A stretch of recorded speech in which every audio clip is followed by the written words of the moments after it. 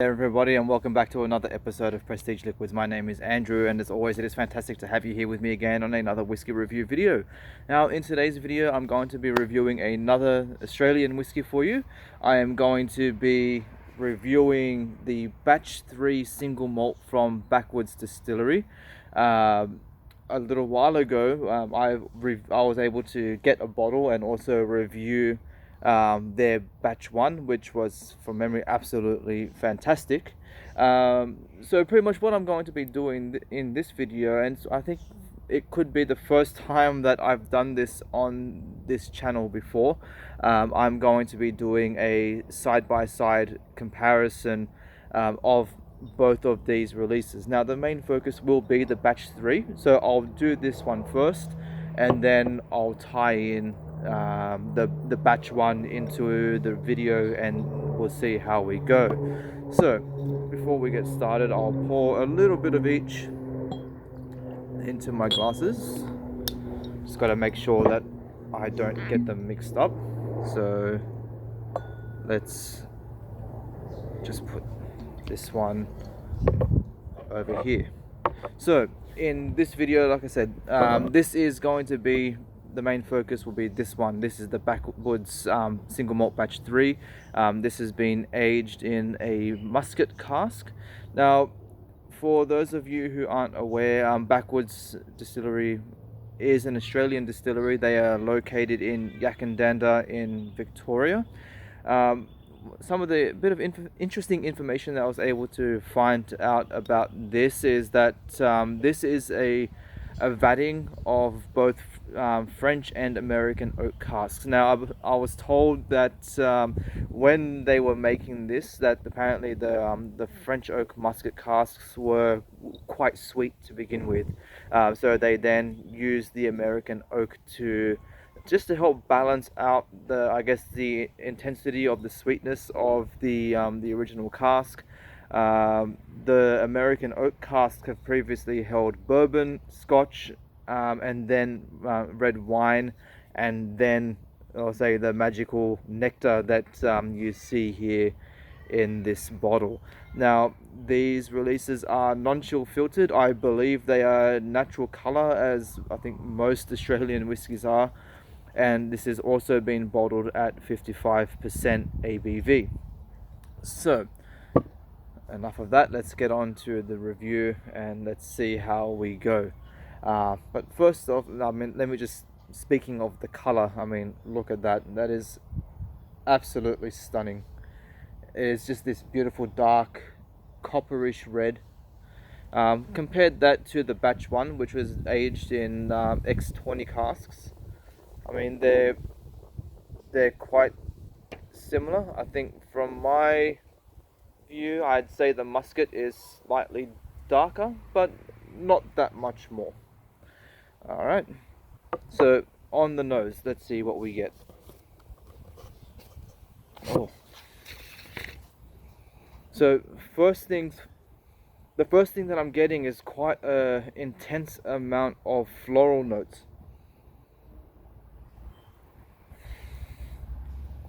Almost like roses. And then that goes, and then out comes the eucalyptus, peppery spiciness, and then the fruits. Think apples, oranges. There's a lot of like intense citrus zest coming in on this nose at the moment.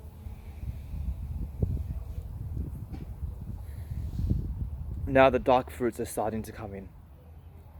Things like figs, raisins,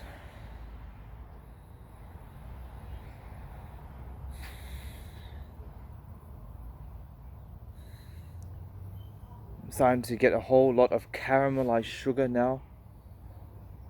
It's got this beautiful sugary sweetness that just comes in after like those initial notes that you get. You've got this beautiful amount of like sugar that just comes in and just bundles that all up. It gives you just that nice syrupy nose of a good fortified wine. It's also quite earthy as well. A beautiful amount of barrel char. It's got a very subtle smokiness that comes in that's just really, really enjoyable.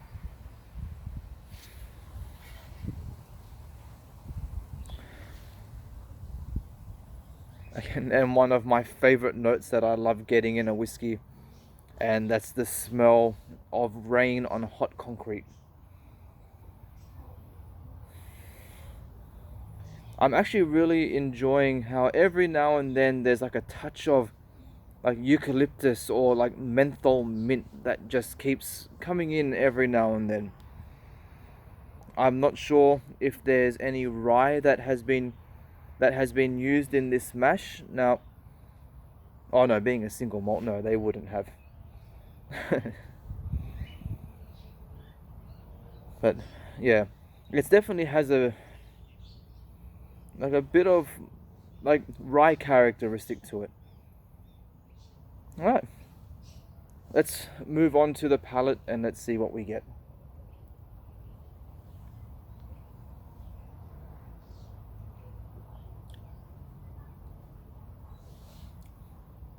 The mouthfeel is very thick, chewy, and spicy. That's one thing that I love about French oak, is the intense white pepper that I get from French oak. I just love those notes, and it is just something that seems to complement Australian whiskies just so well. I think that since that we do use a lot of red wine casks to age our whiskies, I think those intense peppery notes is just something that just complements the spirit so well, and it's something that I do not really get in, say, scotches or bourbons. It is definitely something that is highly characteristic of a good quality Aussie whiskey.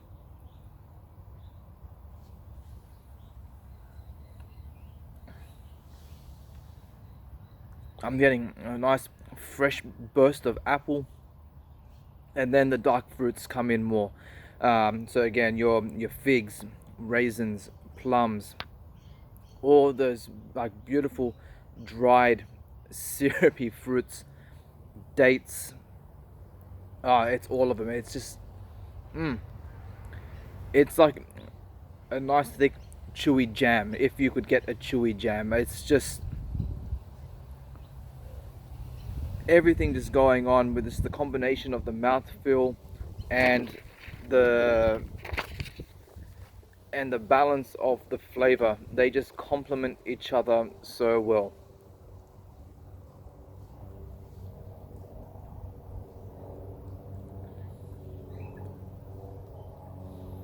I'm getting like a slight amount of menthol, not too much, definitely not as prominent as what it was on the nose, but it's definitely there on the palate. And I have to say it probably has, like, it's probably quite fainty.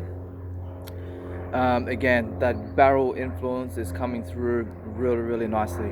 So you've got this beautiful layer of barrel char combined again with those nice burnt sugars, caramel, vanilla. It's almost like a soft vanilla cream, not just say like a vanilla essence, but like a vanilla cream. As those initial flavors kind of dissolve away, it's amazing the amount of like creaminess that's coming through. It really is a fantastic balance of flavor. Considering the high ABV, you would expect something that is extremely like intense and in your face, and your first sip might be like that, but then it just quickly just levels out and you're left with all these other beautiful flavors that just keep coming through. The citrus zest that I was kind of getting on the nose doesn't really follow through as much on the palate. It does have a bit of orange, say towards the end, but it's very light. Moving on to the finish, again, it's just so smooth and so easy to drink. The barrel char coming through just mingles in so well.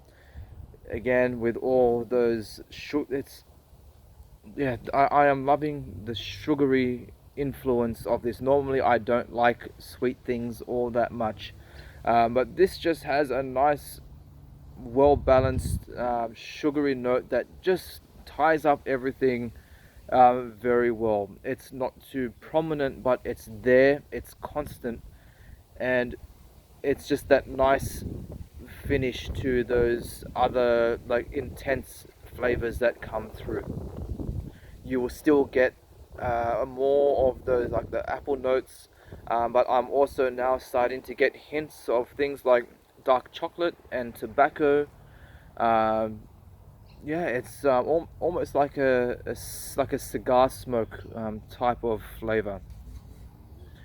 This batch 3 is absolutely incredible. Now, I loved the batch 1 when I first tried it, but the batch 3 is just, it's absolutely incredible, and it's a great testament to what Bree and Lee from Backwoods have been able to put out. They are doing some amazing things. Alright, I think now let's try and do a bit of a comparison. I've got the batch 1 in this glass here. So just so you know, the batch 1 is a 20 cask release. It was also bottled at 48% ABV, so a little bit weaker to the batch 3. But for me, I've always found that range of ABV has always been a perfect go-to. So let's see how it compares. Oh wow, it is completely different. This is like honey in comparison. Honey and stewed fruits. So just imagine you've got like a pot of like apples, prunes, dates, figs, all those types of things just like stewing together. You've got these nice thick grapey notes, like sweet grapes as well, with a touch of like there's like a bit of brandy in there as well. I had to say the barrel char influence is probably not as dominant as it is on the batch 3, but it is there. It's more of a subtle smokiness rather than the actual char. Bit of milk chocolate, vanilla, definitely caramel. Wow, I really have forgotten how much I enjoyed this whiskey. It's been such a long time since I've had it, and it's been something that's just fantastic to come back to. Alright, let's see what we get for the palate.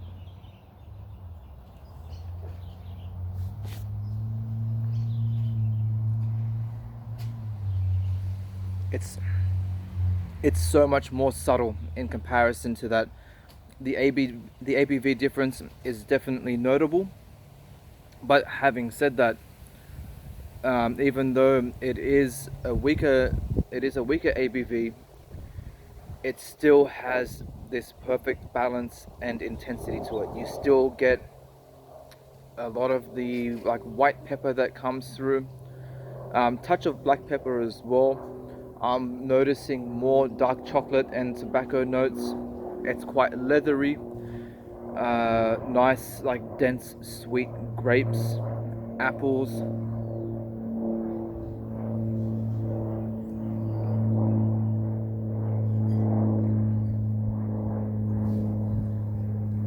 It's a lot sweeter.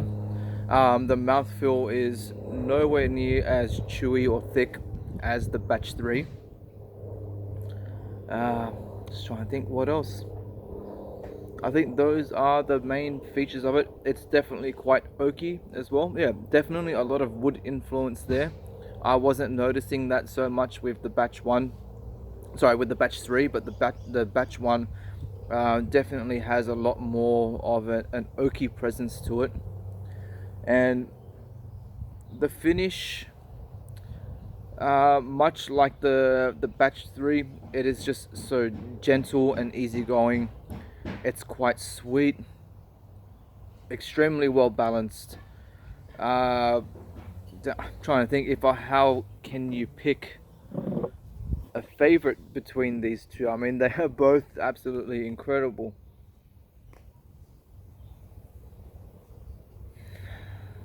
It's just so hard to choose. I really should come back to do these as a blind challenge and see what I get. I think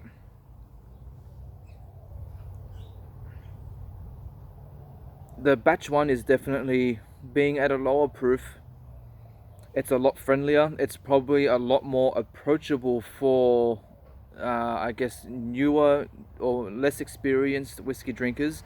The batch 3 will probably be a bit more of a challenge for newcomers, but for long-term drinkers, or for, say, whiskey fans that love their cask strength or higher proof whiskies, you will definitely be swayed a bit more to the batch 3. But I think all in all, the batch 1 probably would be my favorite amongst the two, and that's just by a minuscule amount. And I think for me, it comes down, I think, to the cask selection. I think in general I love tawny or port cask finished whiskies, so straight away this is something for me that would draw my attention more so to the batch 1, the fact that it is a tawny cask, and just something that's being a bit more subtle and a bit more approachable. It will be a lot more of an easier everyday sipper in comparison to the batch 3. But oh man, it's a tight second. They they really are absolutely incredible whiskies. I cannot wait to see what other single malt releases will be coming out of Backwoods in the future, because these are absolutely incredible. I really am trying to find a batch 2. So if anybody knows of where I might be able to find a batch 2 single malt release, please drop it down in the comments below. I need to track down one of those, because I would love to do a comparison between the 3. But yeah, these are exceptional whiskies, and just an absolutely fantastic example of the quality of whiskey that Australian distillers are putting out at the moment. Yeah, I think that's it. I don't really need to say anything more than that. Otherwise, I'm just going to be repeating myself, and yeah, it'll be like an extra almost 20 minutes of babble that's not needed. So I'm going to leave it at that. I'm going to now go and upload these videos, finish off the rest of these fantastic drams, and I'll see you all again on the next video. KIPPIS.